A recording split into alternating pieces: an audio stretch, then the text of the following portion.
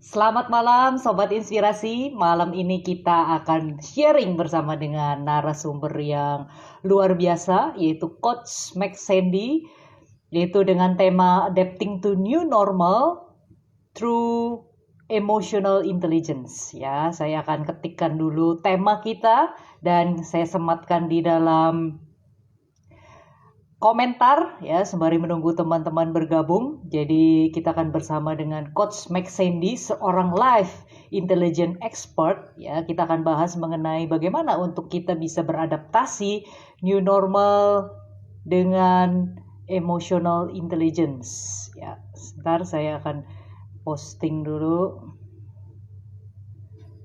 dan saya akan sematkan ya. Oke teman-teman, silakan bergabung malam hari ini. Saya bersama dengan Coach Max Sandy. Ya. Sembari menunggu teman-teman bergabung dan Coach Max Sandy.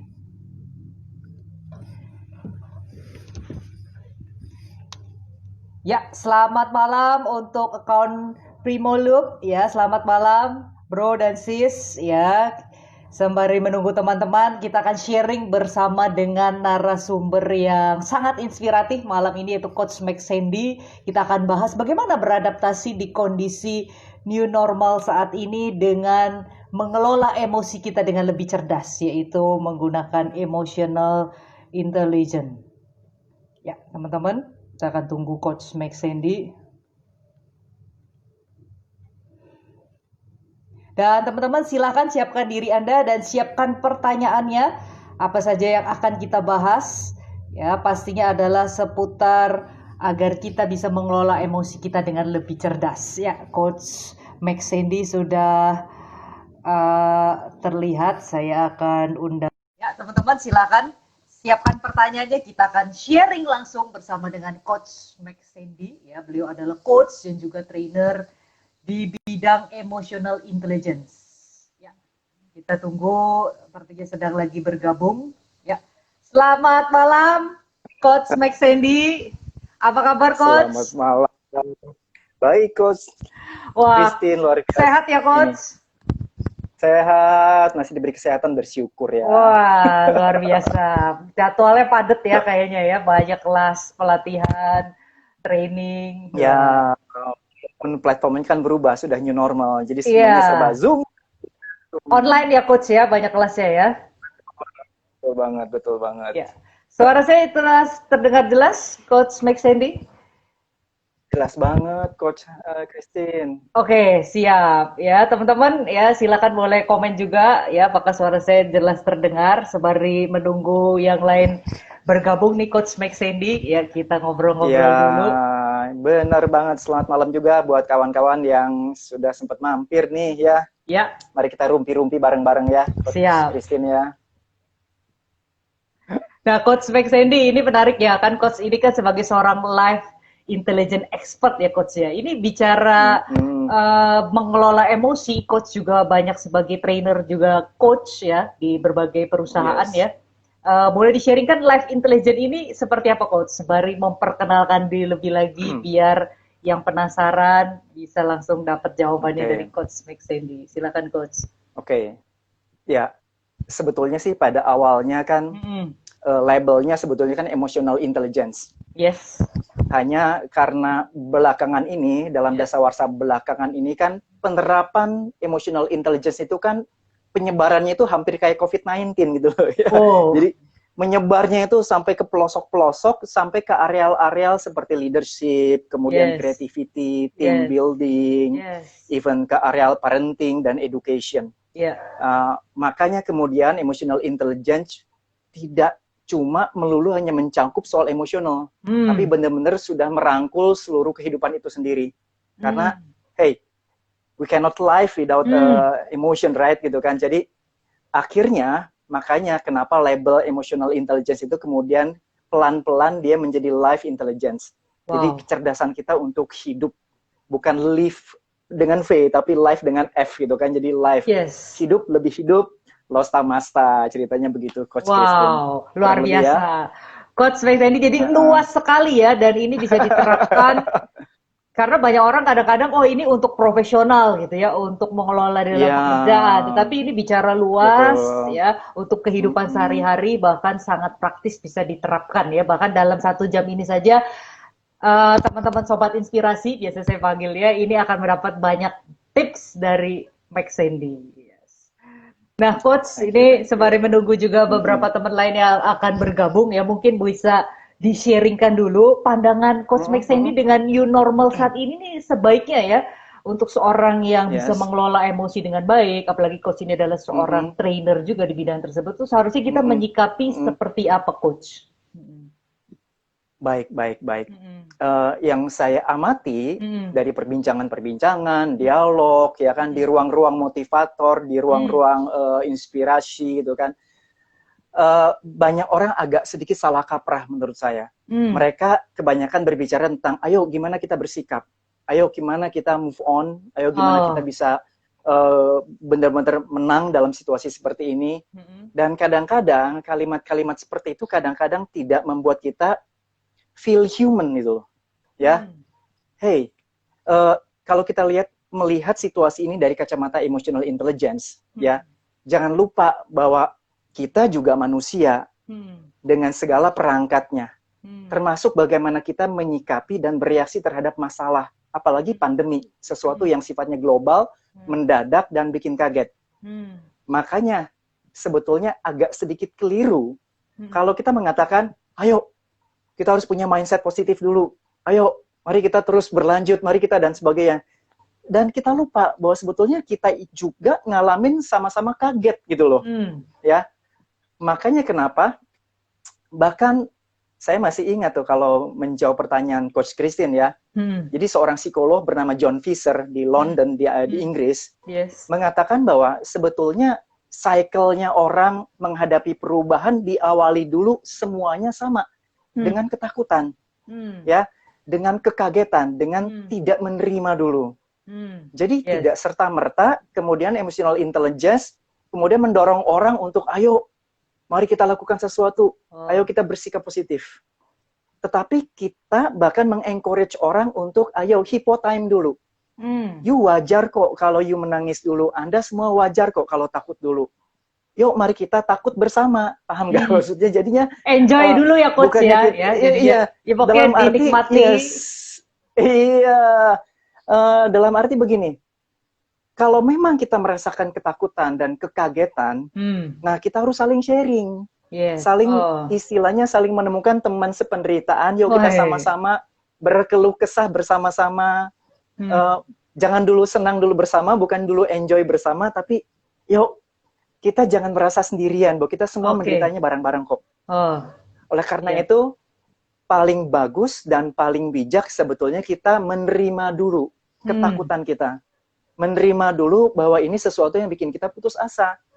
Jadi kita accept dulu sebetulnya, Coach Christine. Ya, masalah kita melangkah menang untuk bersikap positif dan sebagainya itu adalah urusan kedua sebetulnya. Urusan pertama adalah to accept. Menerima ini sebagai situasi yang menyedihkan, mengagetkan, dan bikin kita shock semua dong, betul ya, Coach ya? Nah itu dia. So langkah pertama, menurut kacamata emotional intelligence adalah accept. Accept ya. Jangan dulu merumuskan langkah-langkah, jangan dulu ini. Tapi kadang-kadang kita mesti sedih, mengakui kesedihan, menangislah gitu loh. Ya, putus asa lah. Nah ini gitu baiknya ya. sendiri atau kalau ada teman lebih baik, Coach? Betul. Nah makanya disarankan ketika Anda merasa ketakutan, cari teman. Cari teman. Ya, berkomunitas, sharing, share your fear. Temennya ini sebaiknya yang emosinya sama atau yang justru bisa menguatkan, Coach, gitu ya? Ya sama-sama, wah sedih gitu, atau lagi sama-sama takut, atau yang cari temen yang kebalikan, Coach. Gimana dari pengalaman Coach Sandy ini menarik nih? Iya. Baik ya. Nah, kalau pertanyaan itu dijawab, ini masuk lagi sebuah konsep yang lain, Coach Christine. Jadi gini, ada orang yang memiliki mindset yang berbeda-beda dalam menyikapi sebuah problem. Ya, konon katanya kita semua peka dengan masalah. Kita semua peka kalau ada sesuatu yang bikin kita kaget. Tetapi kemudian muncullah 3 jenis orang nih, Coach Christine. Tiga jenis ya, Coach? Tiga jenis ya. Jenis pertama adalah jenis yang memiliki yang namanya fixed mindset. Kalau saya meminjam istilah dari Carol Dweck ya, orang yang bikin buku tentang ya positive mindset ya. Nah, katanya ada orang yang fixed mindset. Fix itu kan netep ya. Jadi ada orang yang melihat penderitaan ini sebagai sebuah kutukan. Sebagai sebuah kesalahan pemerintah. Wah, ini nih gara-gara Tuhan ini nggak beres nih. Wah, ini gara-gara pemerintah kita nih nggak beres menangani nih. Dan mulai mencari kambing hitam, kambing putih, kambing pelangi, gitu kan. Kalau nggak ada kambing hitam, yang putih pun kita hitamkan gitu ya, Coach ya. Pokoknya cari kambing aja. Iya ya, diwarnain hitam ya, kita salahkan. Aduh. Ini seorang yang fixed mindset tadi ya. Jadi orang yang merasa, oh kita nggak bisa ngapa-ngapain, ya dia menderita, lalu dia mengatakan kita nggak bisa ngapa-ngapain, kita duduk aja sampai COVID itu menyerang kita dan kita mati bareng-bareng gitu kan. Nah itu orang yang fixed mindset, yang mengatakan bahwa udah dari sononya gitu kan, mati ya mati lah gitu loh ya, gimana lagi gitu kan. Nah lalu ada jenis orang yang kedua, orang yang kedua ini disebut memiliki growth mindset. Yes. Nah mindset ini sama loh, Coach, sama-sama takut, sama-sama worry, sama-sama fear, sama-sama putus asanya, sama ya. Pertama itu jadi emosi tersebut juga dialami ya. Betul banget.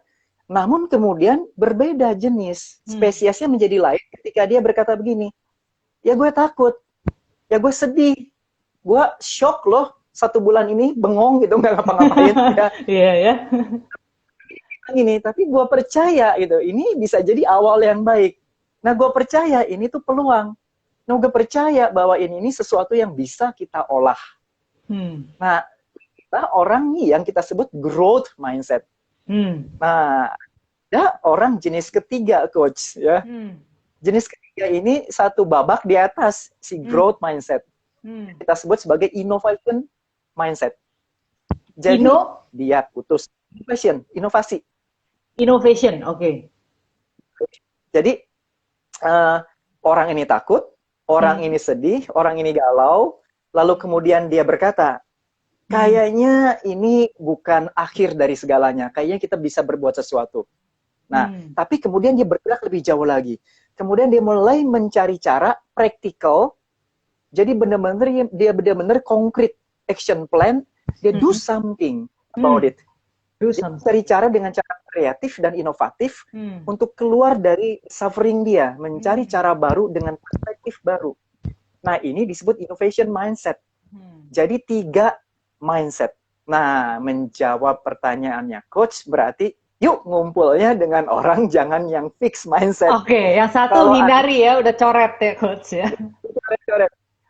Kalau orang Jakarta bilang, lu ketemu orang yang ngomongnya begini nih, udahlah, lu nggak bisa ngapa-ngapain lah, udahlah, lu tuh manusia biasa, lu nggak bisa ngapa-ngapain, lu lah duduk aja deh, udah tunggu pemerintah, tunggu teman lu nolong lu, ya, tunggu bunga bank membaik, tunggu situasi ekonomi membaik. Ya. Jadi hanya sekedar menunggu ya Coach ya. Nah, jauhilah orang-orang kayak gitu. Ngumpullah dengan orang-orang yang memiliki growth mindset dan innovation mindset tadi. Kurang lebih seperti itu, Coach. Jadi yang kedua dan ketiga ini yang kita cari ya Coach ya, kalau bisa temannya tuh ya seperti itu ya. Jadi mereka pun sebenarnya emosi tersebut sama-sama mengalami ya, bukan orang yang super yang di tengah ini benar-benar nggak khawatir gitu ya. Jadi tetap juga ada ketakutan, ada kekhawatiran, ada cemas, hanya bedanya do something ya Coach ya. Exactly, itulah dia. Itu yang membedakan cara pandang emotional intelligence, yang mengakui bahwa as a human to fear of something is very natural. Untuk takut dengan sesuatu, untuk shock dengan sesuatu adalah very natural, dan sebaiknya kita masuk dulu ke tahapan ini, gitu loh. Karena kalau Anda tidak masuk ke tahapan ini, maka status Anda adalah denial. Denial, yes. Dan itu bisa memunculkan simptom yang berbeda, gitu loh. Seolah-olah gue nggak takut. Manusia super dong, yes, I can, gitu kan. Tapi pulang-pulang dia nangis sendiri gitu ya, Coach. Bener banget gitu. Dia merenung sendiri gitu ya. Ya, tahu-tahu mulai geser, Karena terlalu banyak denial. Nah, Coach, ini menarik, Bener Coach. banget. Itu kalau dari pengalaman Coach Sandy ya, berapa Ya. lama sih kita yang efektif di masa acceptance gitu ya? Karena kan pastinya jangan juga berkelamaan ya, tapi juga nggak bisa juga mungkin Banget. baru sekian jam gitu kita udah besok pun misalkan besoknya masih ada kesedihan kita repress atau kita tadi ya denial gitu. Yang efektif itu kira-kira dari pengalaman Coach berapa lama nih, Coach? Oke, menarik nih. Pertanyaannya Coach membawa saya ke seorang ahli yang lain ini ceritanya nih. Wih, banyak teman Saya ahli nih ya. Boleh saya dikenalin, mau Coach, mengajak, teman ahlinya? Iya. boleh. Nama ahlinya adalah Maxwell Maltz. Dia itu Oke. terkenal banget di era tahun 50-an, tahun 60-an. Ya. Yes. Orang Ya. Amerika mengenal dia sebagai dokter bedah plastik. Sebelum Oh. Korea terkenal itu ya. Surgery Sebelum plastik ya, plastic surgery ya. Iya, iya, jadi plastic surgeon ya. Jadi Dr. Maxwell Maltz ini dia terkenal itu bukan karena dokter plastiknya. Dia terkenal karena kemudian dia mengalami pertobatan dan kemudian dia membuat sebuah kitab buku yang dijadikan kitab sucinya para MLM yang namanya Psycho-Cybernetic. Oke. Jadi ini menyimpang nih ya dari seorang bedah plastik jadi ilmu menciptakan ilmu MLM ya.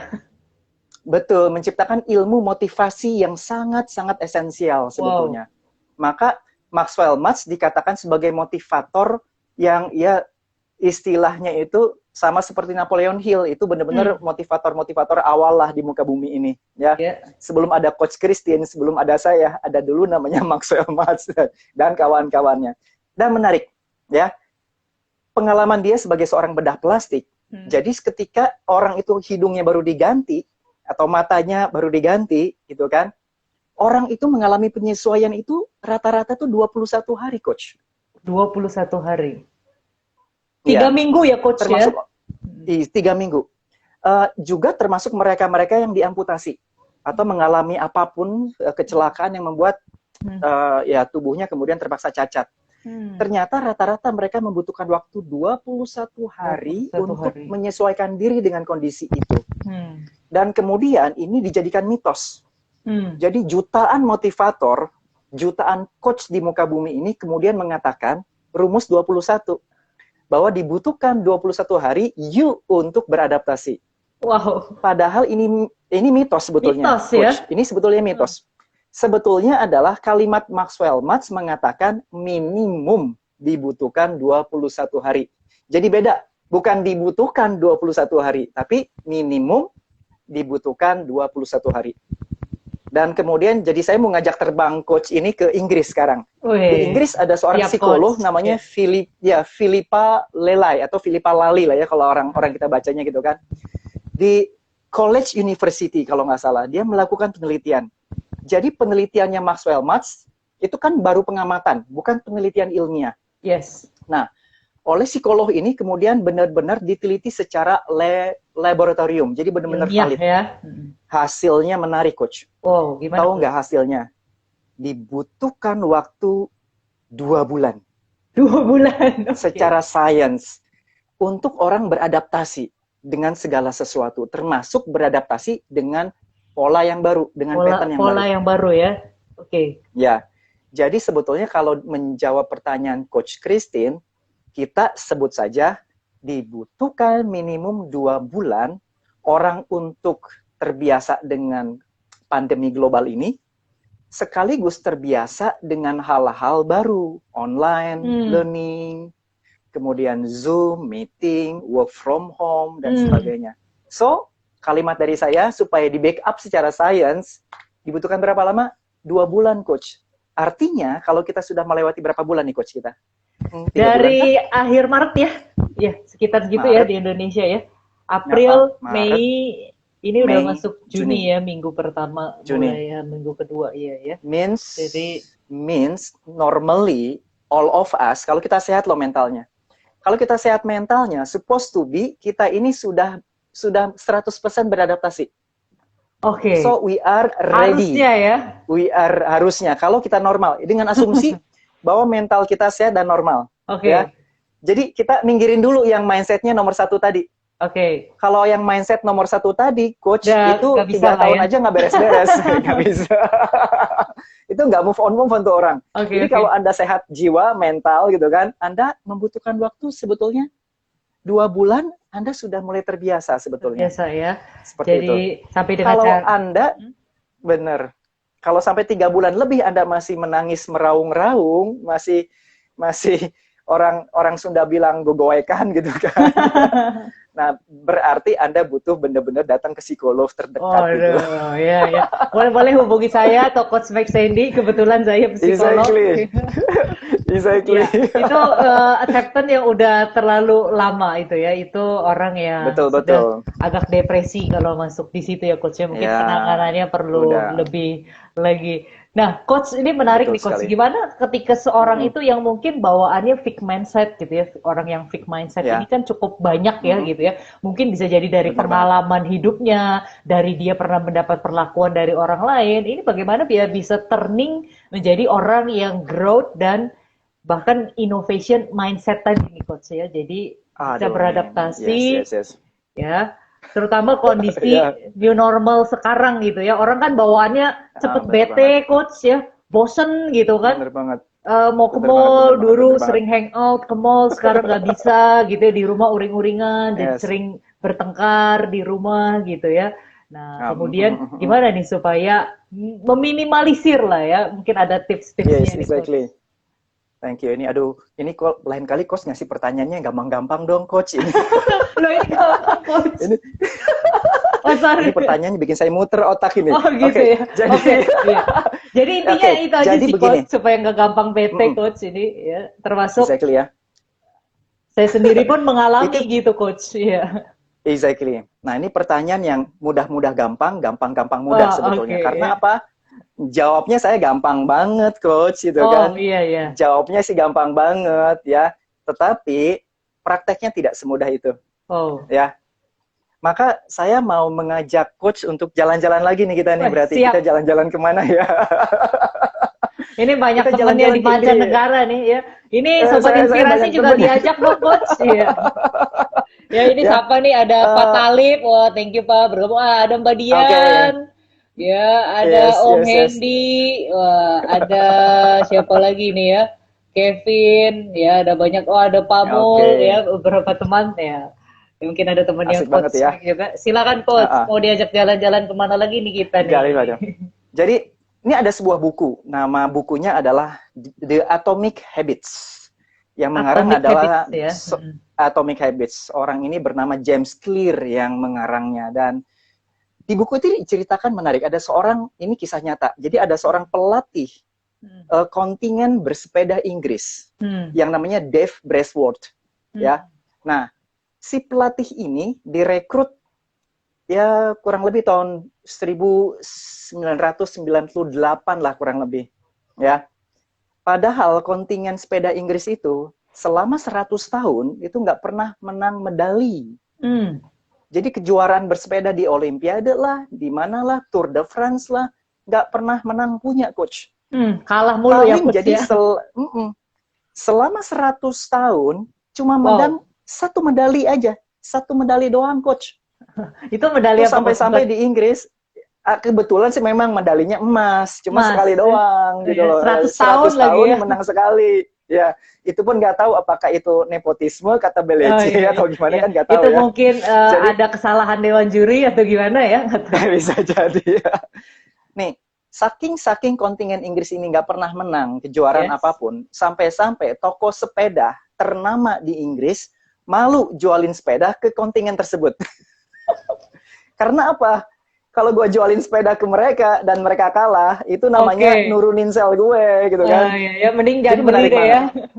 Udah nggak usah jualin deh, diskon aja kagak, gue nggak mau jual gitu kan. Malu soalnya gitu kan. Nah ini barangkali cocok untuk menjawab pertanyaan coach. Si pelatih ini kemudian masuklah direkrut. Dan you know what coach? Apa yang dilakukan si pelatih ini? Membuat Inggris untuk pertama kali menang medali tahun 2003 di Beijing Olympic. Wow. Apa tuh jurusnya? Dan nggak main 60% medali yang ada di kejuaraan sepeda diborong sama Wow, Inggris. 60% coach ya. Jadi kan macam-macam tuh ya jenis kejuaraannya ya biasanya. Exactly. Dan setelah itu, sejarah mencatat setiap kejuaraan apapun after that Beijing Olympic, Inggris itu selalu jadi primadona. Wow. Dan akhirnya toko sepeda tadi, ayo beli di gue, ayo. Gosel juga beli ya. Nah, saya ingin memperkenalkan sebuah konsep yang namanya the aggregation of marginal gains. Jadi, simple sebetulnya, Coach. Karena orang-orang dengan fixed mindset ini udah susah dibetulin lewat mindset. Udah nggak bisa tuh ya coach, udah nggak bisa dibetulin tuh ya. Bukan nggak bisa, dibutuhkan effort yang susah luar ya? binasa. Oh ya luar binasa ya, udah bukan biasa lagi ya. Jadi biasanya kalau Coach Christine dibayarnya per sesi itu 10 juta, nah kalau orang-orang begini bayarannya bisa 100 juta, baru bisa benar gitu loh. Karena udah harus jadi keras keringat gitu ya yang ngajarnya kali ya, panting tulang. Exactly. Nah, marginal gains, the aggregation of marginal gains menyatakan bahwa orang-orang ini hanya bisa dibentuk oleh ekosistem. Jadi, sengaja memasukkan orang-orang ini di lingkungan yang sehat. Oh, nomor 1. Menarik. Ya, disebut sebagai terapi community. Karena saya kebetulan juga psikolog, quote unquote itu ya. Oh, baru tahu coach. Sesama profesi kita ya, nih. Sesama, ya, kita sesama rupanya ya. Jadi, saya masih ingat dosen saya waktu itu di Gajah Mada mengatakan begini, kadang-kadang menyembuhkan orang gila nggak bisa dengan psikiater. Kadang-kadang orang gila itu gila karena lingkungannya bikin dia gila. Oleh karena itu orang gila kalau mau disembuhkan dia mesti dicabut dulu dari lingkungannya. Oke. Maka orang stres atau yang schizofren dicabut dulu dari keluarganya, dipindahkan dulu. Nah itu langkah pertama. Maka orang-orang yang fixed mindset harus ganti dulu lingkungan sebetulnya. Plus, nah plus bukan cuma ganti lingkungan orang, ganti lingkungan fisik. Orang dan inilah fisik ilmu, ya. Nah disinilah ilmu NLP masuk nih, Coach. Karena secara sistemik dan sistematis, lingkungan fisik dia mesti ditata. Hanya si anchor-anchor yang positif kepada si orang yang fixed mindset ini. Kemudian, si fixed mindset jangan cuma diajari konsep. Dia langsung aja melakukan pattern baru. Tanpa perlu pattern itu apa. Nah, ya bisa dijelaskan nih. Karena di dalam ilmu psikologi yang kita pernah sama-sama kuliah, ada ilmu namanya psikofisik paralelism. Ya. Jadi artinya, lu kagak mesti paham nggak masalah, lu lakuin dulu aja. Jadi kadang-kadang orang dengan melakukan, itu nanti paham belakangan.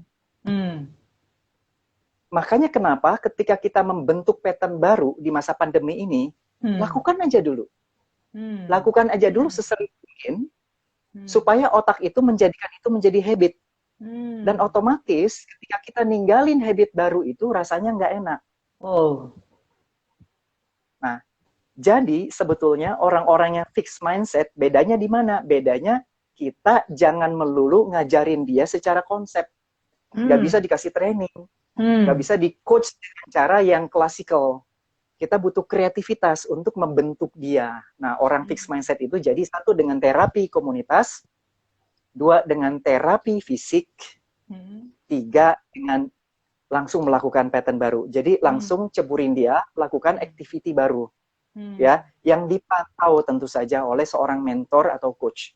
Nah, hubungilah Coach Christine. Sudah piawai lah urusan ini. Dan juga Coach Jadi kurang lebih, ya. Jadi kurang lebih ada 3 hal yang bisa kita lakukan buat nanganin orang yang fixed mindset nih di masa pandemi ini gitu loh. Kurang lebih seperti itu, Coach. Wow, menarik sekali Coach Max Sandy, super sekali nih ya.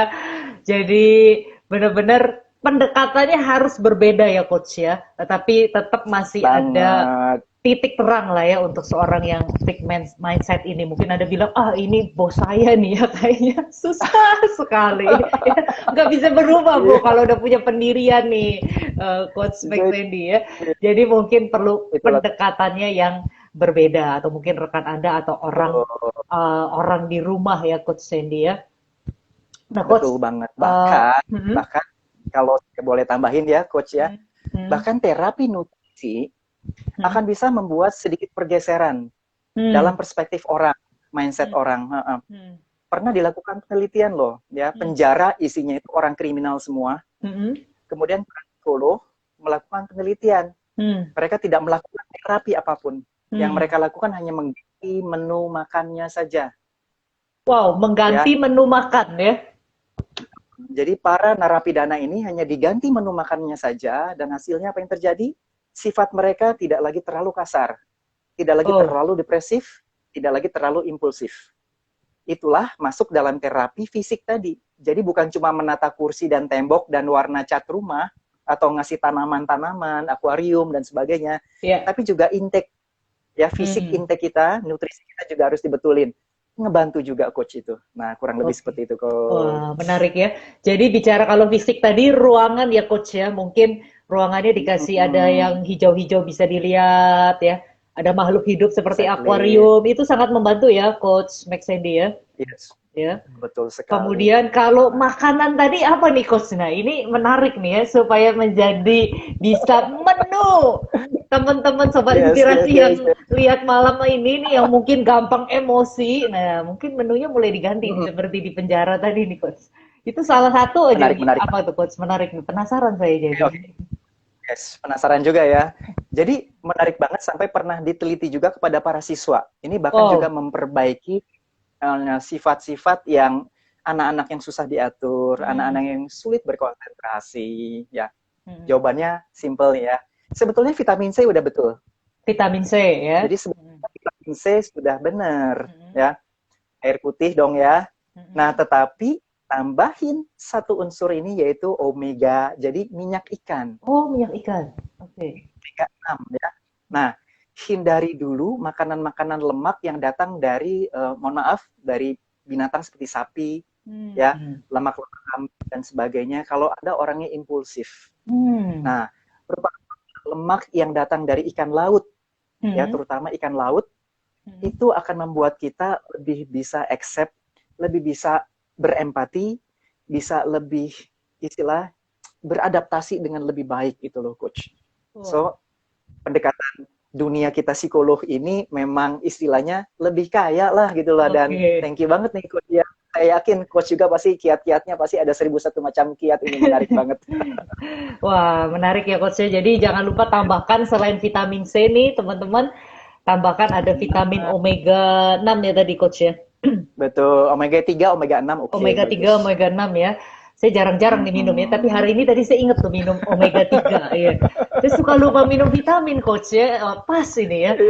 Jadi supaya menetralisir emosi, apalagi kalau teratur ya coach ya. Kemudian adalah makanan dagingnya ya, makanya kenapa banyak orang vegetarian itu Ya, dalam hal dia menemukan mindfulness atau menjadi lebih mendapat makna hidup lebih cepat gitu ya coach ya. Ternyata memang metabolisme sudah diatur seperti itu ya. Ya, jadi teman-teman exactly. silakan mulai sekarang hindari makan beef stick ya. Ya, makanlah sekarang Dikurangi dulu, dikurangi ya, diseimbangkan lah. dikurangi ya, Ya, dikurangi. Bercanda coach ya. Jadi makanlah yang jangan ikan dong. dan seterusnya ya. Saya juga Iya, masih suka iya. beef stick. Ya. Maksudnya begini, Oke. hindari kasih ke saya. Oh gitu ya. Boleh, boleh, boleh. Nanti kita GoFood-GoFoodan ya coach ya. Iya betul. Sekarang kan lagi trennya ya coach ya, jadi tetap sharing, tetap Mm-mm. normal. Biasanya makan Betul. barengan di kantor dia cuma makan sendiri biar tetap normal tuh orang sampai kirim-kiriman makanan GoFood delivery, and then makan Exactly. bareng di Yes. online coach gitu. Oh, saya baru tahu. Jadi sekarang makan bareng di online ya? Iya betul Wah, ya. menarik, Terus menarik, menarik. terus Boleh, ngirim gitu ya. Jadi teman-teman yang boleh, menghindari boleh, boleh. makan beef stick kirim ke saya, oh enggak ya. Iya. Teman-teman silakan kalau ada yang mau bertanya, ini waktunya cepat sekali teman-teman ya. Saya tunggu silakan mau bertanya tips-tipsnya untuk teman-teman bagaimana beradaptasi ya dengan mengelola emosi dengan lebih baik ya. Seperti tadi agar punya mindset yang growth ya coach, apalagi yang bisa Yes, innovation ya. Nah, mungkin untuk betul teman-teman yang sekali. sudah mindsetnya berubah gitu ya, atau mindsetnya yang bertumbuh tadi ya coach ya. Jadi orangnya Mm-mm. cukup mau bisa beradaptasi dengan keadaan. Apa sih yang perlu keep going untuk dilakukan coach, dan yang sebaiknya dihindari gitu ya, sehingga bisa Mm-mm. adaptasinya semakin baik gitu ya, bahkan bisa mempengaruhi orang-orang di sekitarnya gitu ya, karena kalau enggak mungkin Betul, betul. kata tadi coach bilang ya, menarik sekali, lingkungan sangat pengaruh gitu ya, sementara lingkungannya mungkin Pengaruh banyak banget. yang fix gitu ya, sementara kita mau jadi orang yang growth gitu. Ada tipsnya mungkin Ya, betul, coach betul. ya. Oke. Nah, kalau ini memang selalu berakar dari mindset. Hmm. Jadi, saya ini tadi kepikir sebentar nih, kayaknya kan kita mau beradaptasi dengan new normal ya coach ya. Iya. Nah, Hmm. normal yang bagaimana yang new, Hmm. ini saya punya singkatannya loh coach nih. Ya, Wow, jadi ingat ya. silakan. Jadi N yang pertama Satu dong ya. kan Hmm. normal ya, Hmm. ya. Hmm. N yang pertama adalah new mindset, otomatis dong, Hmm. Hmm. ya new New mindset. mindset ya. Berarti selalu berpikir positif bahwa ini bukanlah akhir, bahwa ini adalah peluang. Jadi mindset itu tetap harus diduluin pertama-tama, Hmm. ya. Milikilah growth mindset, syukur-syukur bisa memiliki innovation Hmm. mindset yang Hmm. akan membuat kita bukan cuman sekedar bertahan dan survive, tapi Hmm. kita bisa flourish atau Hmm. menang, triumph di masa COVID ini. Jadi, dan keep it, dan kalau perlu diafirmasi, kalau perlu, kalau psikolog mengatakan tidak cukup hanya Hmm. dinyang-nyangkan, tapi dikatakan. Hmm. Wow. Jadi sometimes kita perlu terapi untuk mengatakan setiap malam sebelum tidur, bangun pagi, katakan dulu, berulang-ulang kalimat-kalimat positif bahwa oh ini adalah new normal, saya siap menghadapinya dan ini akan menjadi awal baru dan saya akan membuat perbedaan dengan new normal ini. Dan kadang-kadang mengucapkan hanya dengan memikirkan dampaknya berbeda. Oh. Jadi saran saya adalah kalau ingin beradaptasi dengan pikiran-pikiran yang baru, jangan cuma diniatkan, tapi dikatakan atau dituliskan. Oh, Nah, itu dia, ditempel ya. tuh di depan Anda tuh. Nomor Kalau satu, ditempel tinggal new baca ya coach ya. mindset. Jadi tempel baca Betul, ya. Wah, menarik. betul. Nah, karena dengan mindset ini, vibrasi emosi Anda akan naik. Karena otak Hmm. kita itu kan memancarkan gelombang elektromagnetik. Hmm. Setiap emosi yang Anda rasakan memancarkan gelombang elektromagnetik. Dan gelombang elektromagnetik ini mempengaruhi orang-orang dalam radius 10 meter. Hmm. Jadi sebetulnya coach yang terjadi adalah kalau kita bergabung dengan orang-orang itu terjadi pertempuran vibrasi. Bisa jadi kita kalah dengan vibrasi orang negatif atau kita menang membuat orang-orang negatif sekitar kita itu terpengaruh oleh positifnya kita. Hmm. Jadi kita mesti benar-benar kuat dengan mindset kita. Itu nomor satu. Jadi Salah bukan satunya dengan cuman sekedar dikatakan ya. betul. Benar-benar belief. Ya, believing, bukan sekedar thinking. Hmm. Bukan positive thinking, tapi Hmm. positive believing. That's Hmm. the most important thing. Nah, Hmm. itu dia nomor satu. N, nomor O-nya ini sekarang kan ada new mindset. Ya, Hmm. kemudian obtain new pattern. Hmm. Artinya kita lakukan langsung hal-hal baru. Ya, Hmm. lakukan hal-hal baru. Bangun pagi. Anda mesti jadwal-jadwal yang baru nih. Hmm. Ya, yang dulu tadinya biasanya ke mall, ngopi, benar-benar Anda harus punya jadwal baru. Jadwal baru. Oke, jam 7 malam saatnya manggil anak-anak ngumpul untuk nanyain mereka belajar apa hari ini. Ya, miliki pattern baru, nyiram tanaman. Miliki pattern baru, sesuatu yang sifatnya physically, sesuatu Hmm. yang benar-benar konkret dilakukan. Karena otak akan menerima kebiasaan karena Anda melakukan, bukan karena Anda sekedar meyakini. Hmm. Jadi nomor satu kan new mindset. Nomor Ya. dua, obtain Hmm. new pattern. Hmm. Nomor tiga, rekrut mentor atau coach. Hmm. Ya, tidak harus coach yang ya istilahnya tidak harus kayak kita-kita gitu kan. Kalau kita kan profesional ya coach ya. Kadang-kadang yang dimaksud rekrut coach mentor itu adalah sahabat, Hmm. teman, yang bisa ngajarin Anda Zoom, Hmm. yang bisa ngajarin Anda platform, ini loh caranya pesan GoFood, ya, yang bisa ngajarin Anda hal-hal baru. Nah, itu dia. Jadi, mentor dan coach ini bisa siapapun sebetulnya. Hmm. Jadi, itu yang O. Yang R, rekrut mentor kan. Hmm. Yang M ini adalah mingle with the right community. Jadi cari komunitas yang benar, yang suportif. Ya. Karena kadang-kadang, teman-teman, kadang-kadang kita punya komunitas di masjid, kadang-kadang kita punya komunitas di gereja, betul nggak sih?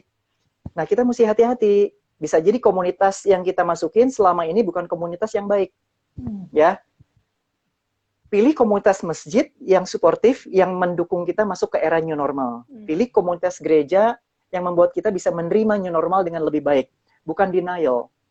Pilih komunitas persahabatan yang benar-benar membuat kita jadi berpikir lebih positif. Itu dia. Yaitu mingle. M. Huruf apa lagi ya? Coach ya? N-O. Normal. Ya, ada A ya. Jadi harus afirmasi. Affirmation. Affirm your small success. Kembali lagi kepada si pelatih sepeda tadi. Apa yang dilakukan pelatih sepeda tadi dengan kontingennya adalah hal-hal kecil, Coach. Hal-hal kecil.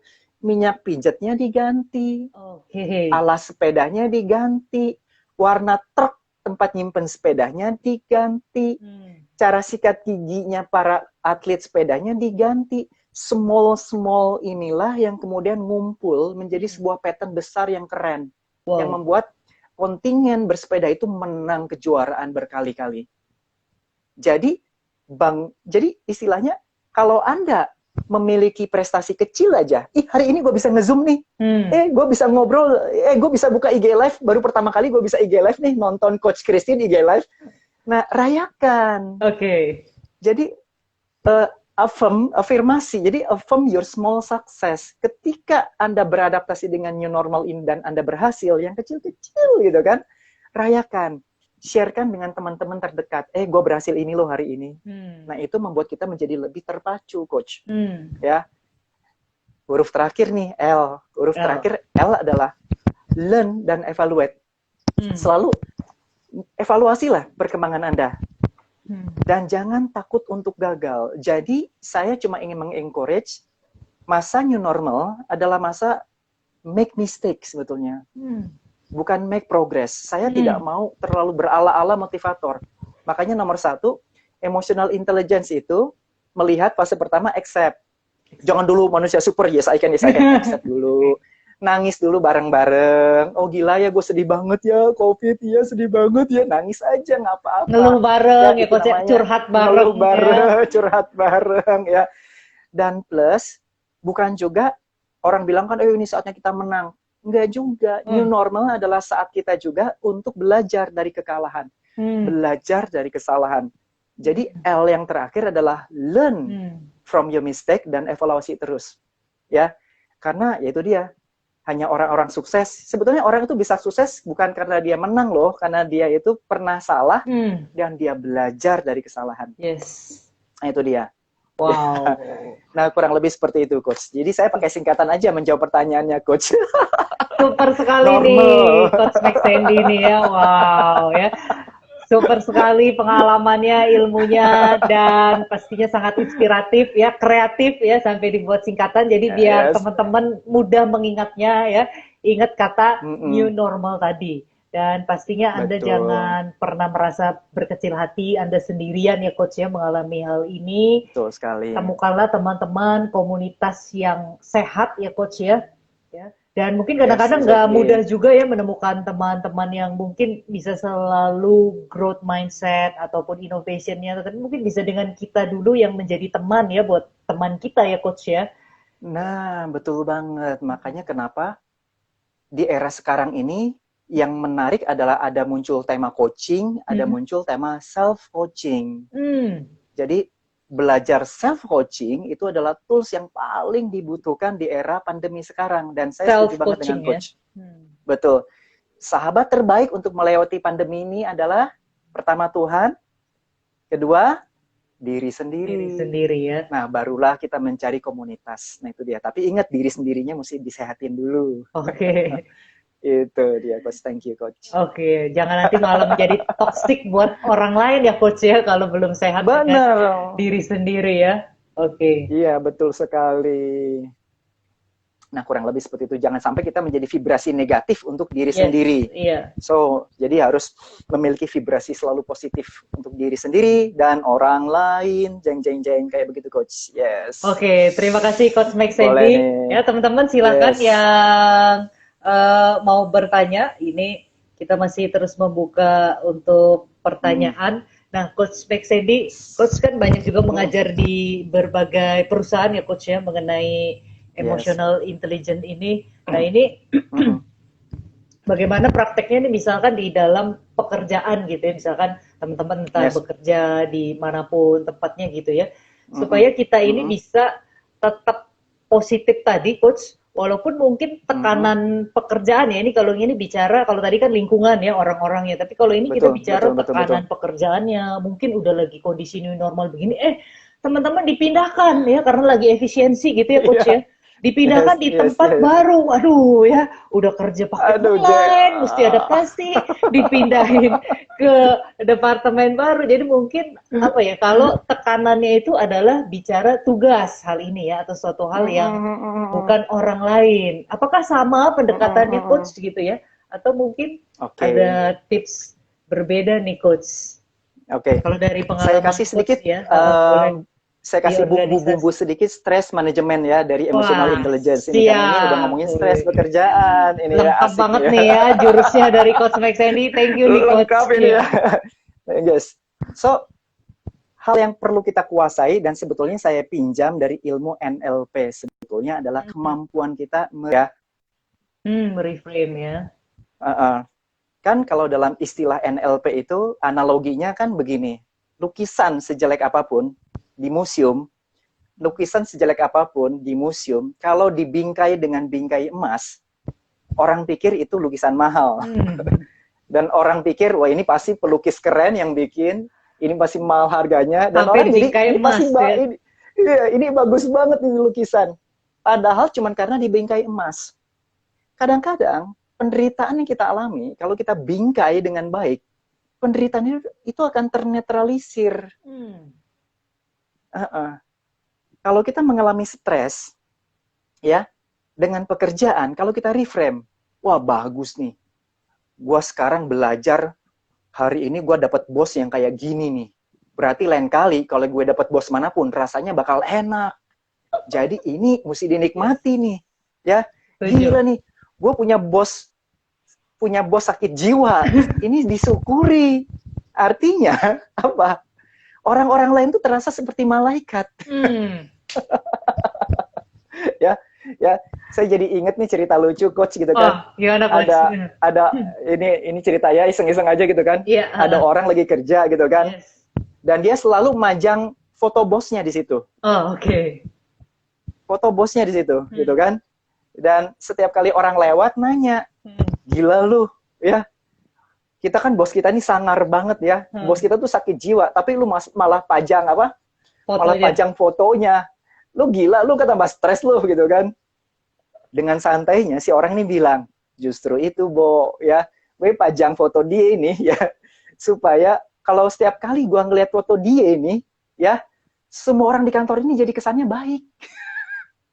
Karena nggak ada orang yang lebih gila dari bos ini nih. Ya. Jadi milikilah kemampuan untuk mereframe situasi, karena kadang-kadang kalau kita reframe dengan baik, kita bisa melihat the silver lining.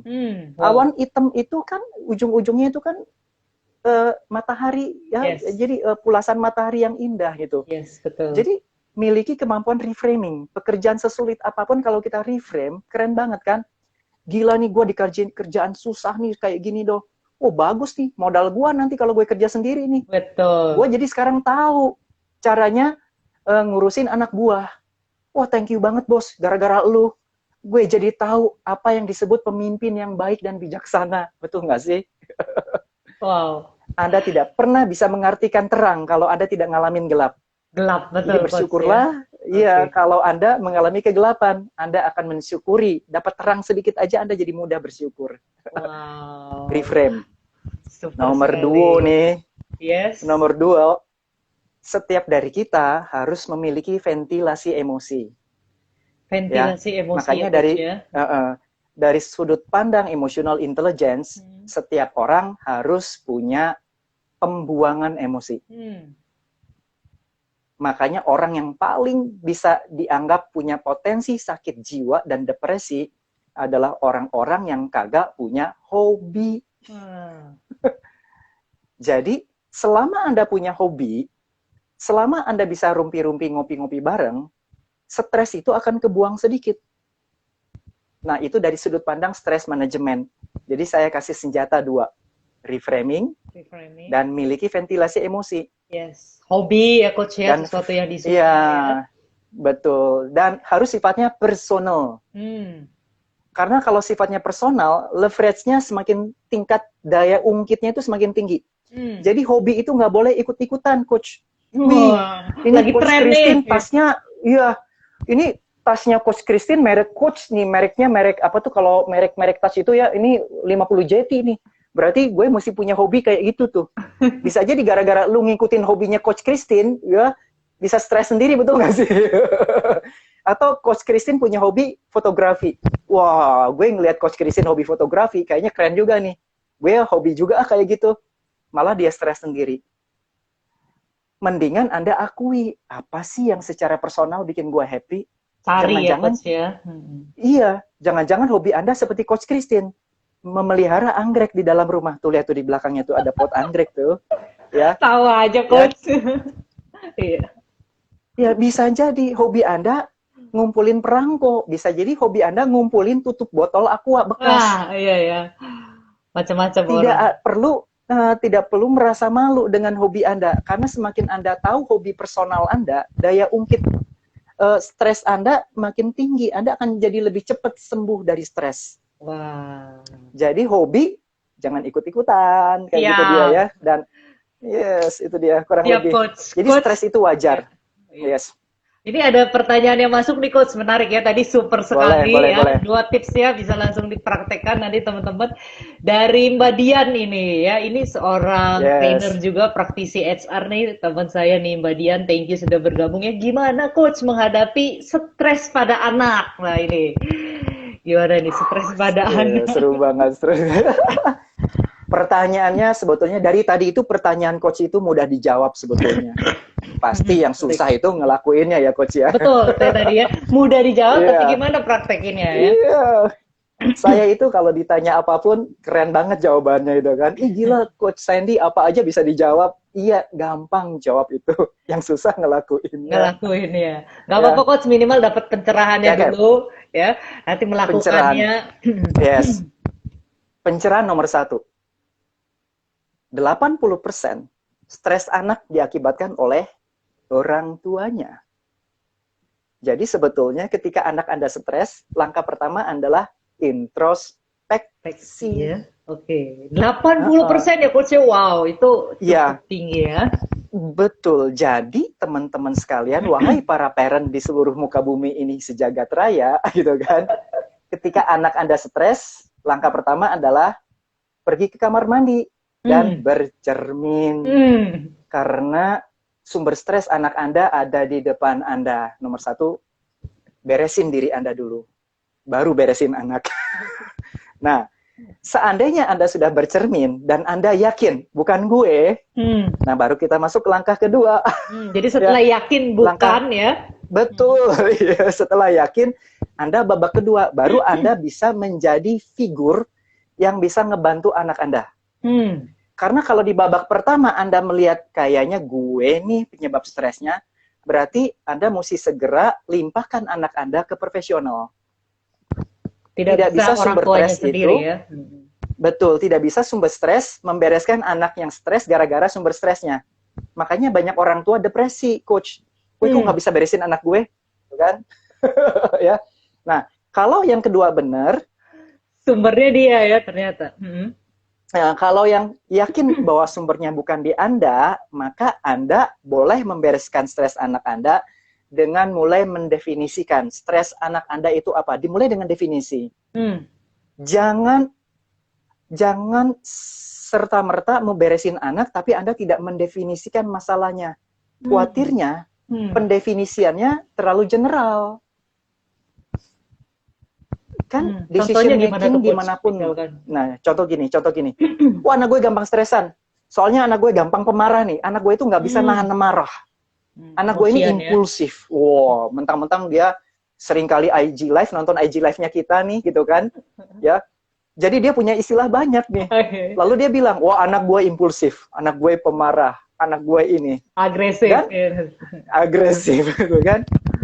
Padahal, kalau kita gunakan pengamatan, bisa jadi sebetulnya anak Anda cuma stres kalau pakai baju warna merah, misalkan. Jadi so much easier Anda untuk menyelesaikan stres anak Anda ketika Anda bisa mendefinisikan masalah dengan lebih tepat, lebih definitif. Jadi harus temukan secara spesifik sumbernya ya coach ya.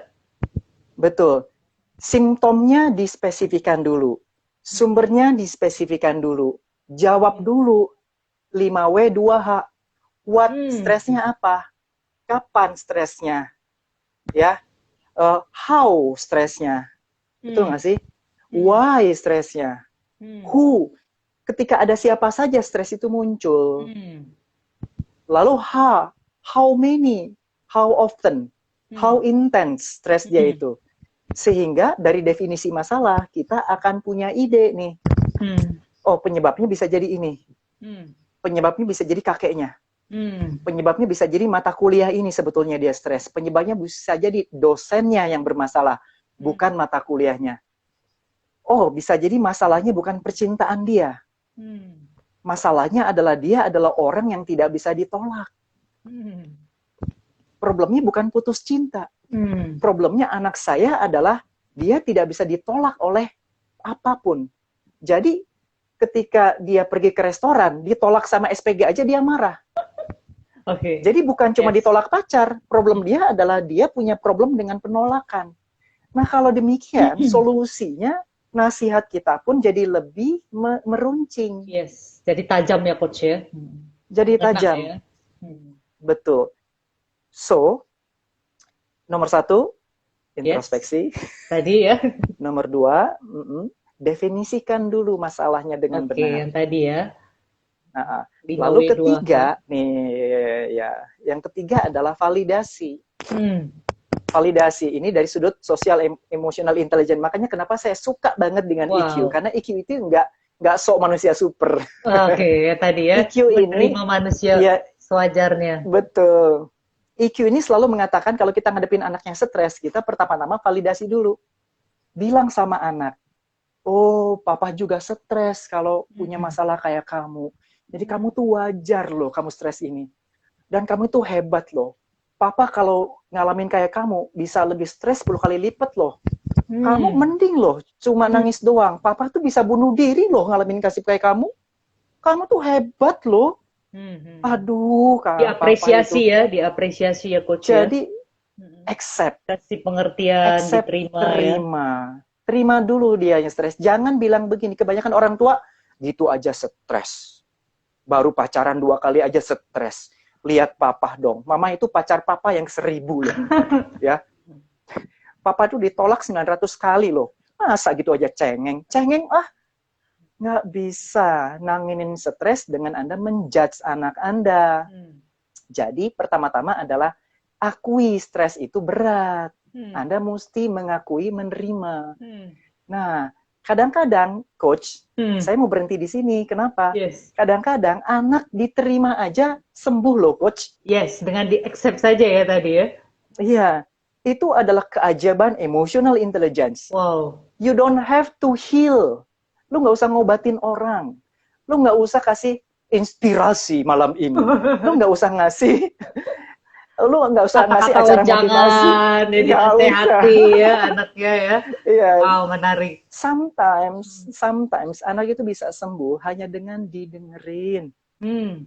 Lu peluk aja anak lu. Dipeluk ya, didengarkan ya. Dengerin aja.